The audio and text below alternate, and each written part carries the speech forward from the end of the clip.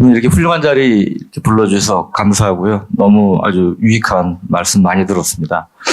제가 원래 이제 통일 분야에 대한 토를 맡았는데, 우리 전 원장님께서도 군사 분야에 대한 언급을 좀 많이 해주셨고, 제가 또 전공이 군사 분야여서 양해해 주신다면 좀 군사 분야를 중심으로 좀 말씀을 드리겠습니다. 우선 좀 총론적인 말씀 하나 좀 드리고 싶은데, 앞서 우리 존경하는 김태형 장관님, 한 의원님, 홍 교수님 지적을 해주셨지만, 지금 군의 모습을 보면 정말 우려스럽습니다. 제가 이제 어떻게 하다 보니까 93년 이후에 국방부를 맡게 돼서 25년간 지금 정권이 이제 6번째 정권이 되는데, 사실 역대 정권에서 이제 군 기강 문제 등 관련해서 군이 흔들린다, 무너진다, 이런 얘기들은 전에도 여러 번 나왔었는데, 진짜로 제가 역대 정권 중에 지금처럼, 이 군이 정말 무너지고 있구나 하고 느끼는 거는 처음입니다. 심정적으로 우선 이제 그런 것들이 느껴지고, 그럼 뭐가 무너지고 있느냐고 물으신다면, 구체적으로 많이 말씀드리기는 어렵지만, 결국은 아무리 첨단 무기를 많이 도입을 한다고 해도 결국 중요한 건 사람인데, 이 군을 구성하고 있는 사람들이 흔들리고 무너지고 이런 것들이 느껴진단 말이죠. 그리고 군의 어떤 핵심 가치를 외부에서 흔들고, 특히 정부의 핵심 자리를 차지하고 계신 분들까지 나서서 이제 군의 핵심 가치를 흔들고, 또 군은 군대로 이 핵심 가치를 지키기 이런 노력이 사실은 좀 굉장히 미흡한 점이 있습니다. 이제 그런 점에서 상당히 좀 우려가 되는 이제 그런 점이 있다는 점을 좀 말씀을 드리고 싶고요. 두 번째로 비핵화 관련해서 저는 본질적인 좀 의문을 갖고 있습니다. 그러니까 결국은 김정은도 비핵화를 할 수밖에 없지 않겠냐 이런 낙관론도 있죠. 경제 문제 등등 해서. 근데 저는 기본적으로 비관론자에 좀 가까운 편인데, 그 이유는 우선 북한을 따져보면, 여러분들이 김정은이라면 핵을 정말 100% 비핵화 포기하시겠습니까? 제가 김정은이라면 절대 안 합니다. 저 같으면 안 할 것 같아요.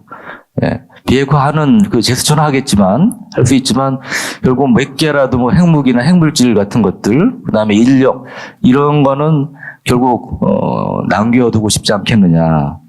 그런 면에서 좀 회의가 있고요.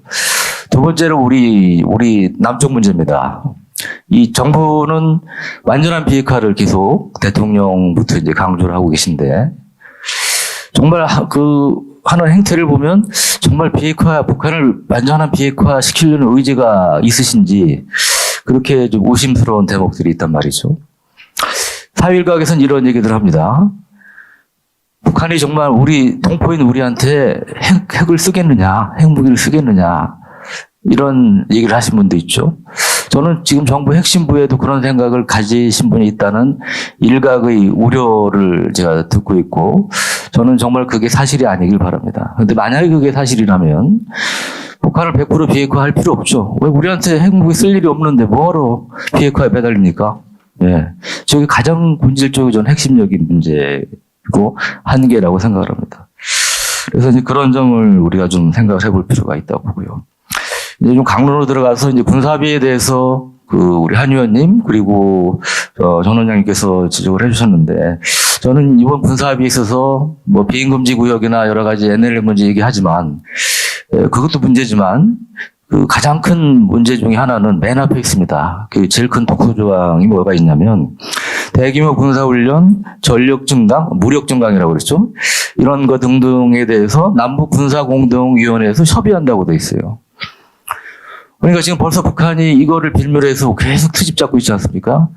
한미연합훈련은 물론이고 우리 독자훈련은 호국훈련도 트집 잡고 비난하고 있고, 또 하나 우리 공중급익이라든지 이런 전력 증가 관련해서 또 트집을 잡고 있습니다.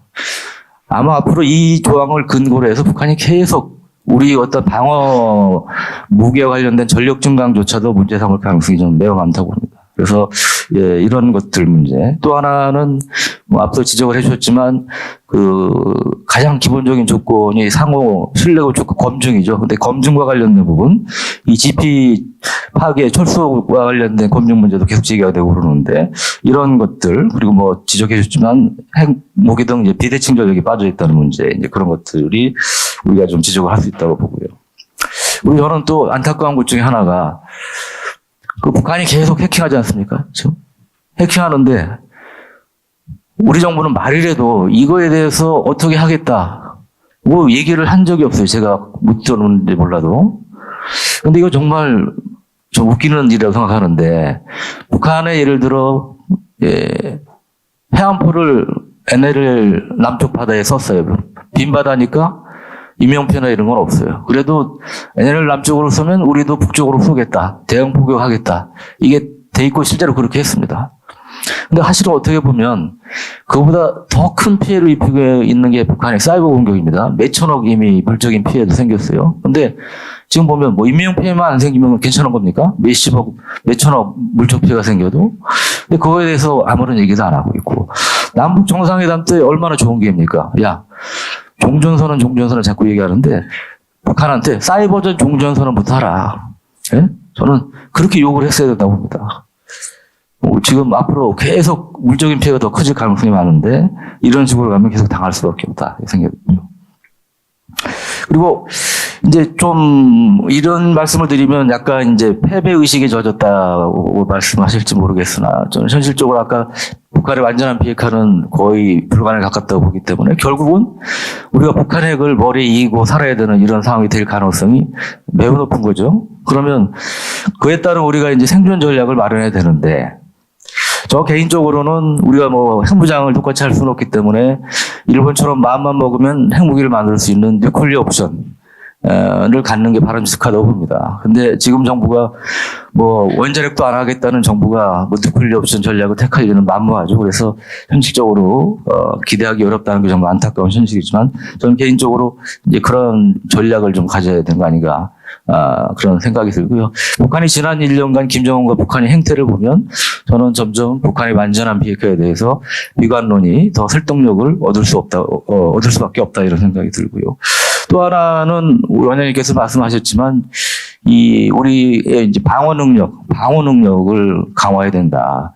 그래서 이 삼축 체계가 사실은 정부는 내년도에도 뭐 몇 조 예산을 반영했고 계획대로 추진한다고 말씀을 하고 계시는데 실제로 뭐 예산은 어느 정도 반영돼 있는 것 같습니다. 근데 그중에 삼축 체계 중에 마지막 그 KMPR 대량징 보복 관련된 거는 거의 지금 보면은 거의 사모나 비슷하게 가는 그런 양상 움직임을 보이고 있는데 저는 그중에 예를 들어 특임여단 뭐 이제 언론에서 참수작전부대라고 표현하는 이런 특임여단 같은 경우는 사실은 그게 유사시 북한 수뇌부만 제거하라고 있는 부대가 아닙니다.